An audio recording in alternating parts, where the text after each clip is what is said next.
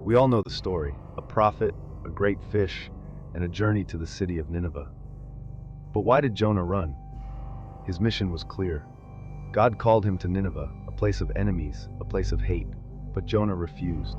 His choice wasn't simple disobedience. It was a deeply human psychological rebellion against his own purpose. He bought a ticket to Tarshish, the exact opposite direction. He sought distance, not just from God's voice, but from the terrifying voice of his own conscience. Have you ever tried to outrun the one thing you know you are meant to do?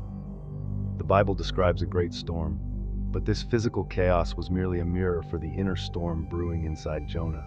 His fear, his anger, his avoidance, it all manifested in that raging sea. And here's the most baffling part. In the face of death, Jonah was asleep. He was so exhausted from fighting his calling that he welcomed oblivion. He had traded responsibility for a deep, self-imposed denial. A temporary peace built on the denial of truth is always fragile. The sailors knew the storm was because of him, and Jonah, for the first time, accepted his fate. He chose the safety of others over his own rebellious desire to escape. Self-surrender, we realize, carries a far greater power than evasion. The belly of the fish, complete separation from the world. This became Jonah's final classroom. In running from his calling, he was forced into the very isolation he feared the most. It was here he broke through his spiritual bargaining. His prayer wasn't just for freedom, it was for the acceptance of the mission. Sometimes profound psychological and spiritual change only comes when we don't try to escape the pit, but truly confront what's inside of it. 3 days later, Jonah was vomited onto dry land, free. But the Jonah who walked onto that beach was not the same man who tried to board the ship.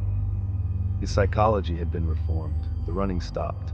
He walked to Nineveh, this time not in fear, but in faith. The story doesn't end with the city's repentance. It ends with the transformation of Jonah.